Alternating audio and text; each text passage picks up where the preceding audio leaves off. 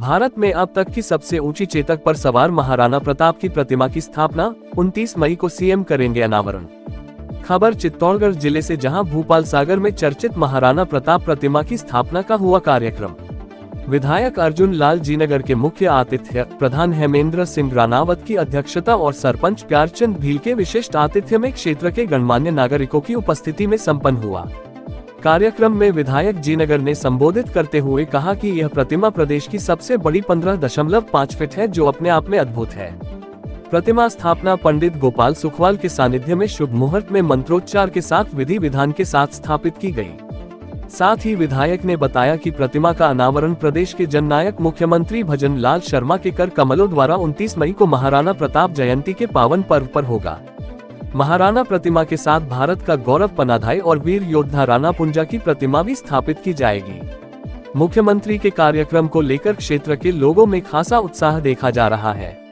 वही प्रधान हेमेंद्र सिंह राणावत की जानकारी के अनुसार यह प्रतिमा भारत की सबसे ऊंची प्रतिमा बताई जा रही है। वीडियो संलग्न है।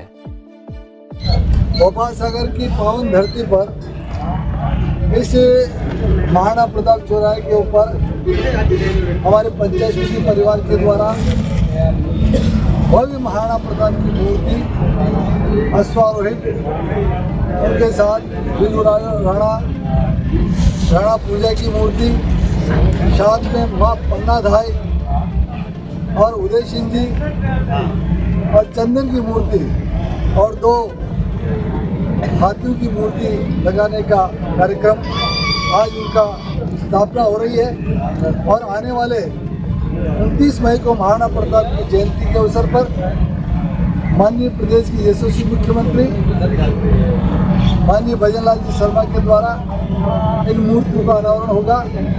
आज भोपाल सागर की जनता जनार्दन सबके मन में बड़ी उत्साह और उमंग है कि हमारे यहाँ पर महाराणा प्रताप की मूर्ति नहीं थी, आज भव्य और विशाल मूर्ति की स्थापना, उसके साथ साथ 5 मूर्ति की और स्थापना होना एक अपने आप में बहुत अनूठा कार्यक्रम हमारे लाडले प्रधान साहब और पूरी पंचायत समिति परिवार के द्वारा ये आयोजित किया गया है। मुझे बड़ी खुशी है और शक्ति को बड़ी खुशी है।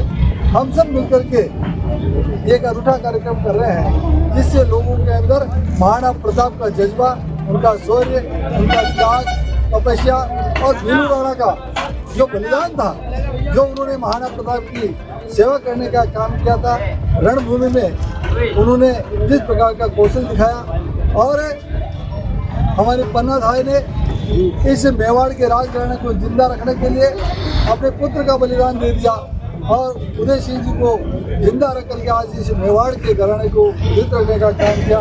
ऐसी माता पन्नाधाय को भी नमन करता हूँ, वीरू राणा को भी नमन करता हूँ और महाराणा प्रताप को अपने आप में प्रातस्मरणीय है।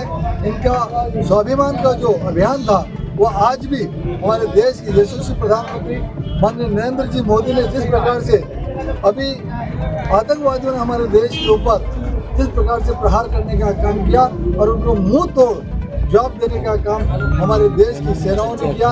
आज देश की सेनाएं और उनका शौर्य पूरे विश्व के अंदर पराक्रम से भरा है और हम सब चाहते हैं इसी प्रकार से भारत राष्ट्र जिन महापुरुषों का, जिन वीर योद्धाओं का उनके शौर्य से भरा हुआ है, आने वाले समय में हमारी सेनाओं का भी नाम होगा। और आज महाराणा प्रताप की मूर्ति का अनावरण होगा, हमें बेहद खुशी है। हम इसी प्रकार से आने वाले समय में ये कार्यक्रम करेंगे और आज कपाशन के अंदर भी शिवाजी की मूर्ति का शिलान्यास हम करने जा रहे हैं। और इससे पहले हमने अम्बेडकर जी की मूर्ति का अनावरण किया था और उससे कुछ समय पहले सुभाष चंद्र बोस की मूर्ति का अनावरण किया था और थोड़े दिनों बाद कपासन शहर के अंदर भी महाराणा प्रताप की मूर्ति की स्थापना करेंगे और अनेकों मूर्ति की स्थापना करके इस कपासन विधानसभा क्षेत्र के अंदर एक अनूठा कार्यक्रम हम करने जा रहे हैं। इसके बारे में आपका क्या कहना है? वो हाई मार्क तो लगा देंगे, इतना बड़ा काम नहीं है। 1-2 दिन उद्घाटन करें नहीं लगा सर, इतना बड़ा काम नहीं है तो लगवा देंगे। जिस तरह से महाराणा प्रताप सागर का जहाँ प्रश्न है तो मैं तो इतना ही निवेदन कर सकता हूँ जनता जनार्दन से और मुख्यमंत्री से मैंने जो मांग की है। मेरे बचपन में हमने मेवाड़ शुगर मिल देखा, चावल की खेती देखी और कपास की खेती होते हुए देखी, और हमने हमारी जवानी में इस शुगर मिल को उजड़ते हुए देखा, कपास की मिलों को बंद होते हुए देखा और चावल की खेती को भी नष्ट होते हुए देखा। मेरा तो यही प्रण है, पूरी प्रतिज्ञा है, आने वाले समय में जब हमारा भी जवानी की ढलान चल रही है तो हमारे बुढ़ापे के अंदर शुगर मिल भी वापस स्थापित हो, कपास की फैक्ट्री भी लगे और चावल की खेती भी हम देखें। जब तक ये पूरा प्लान मेरा पूरा नहीं हो जाएगा हम इस संसार को छोड़ के जाने वाले।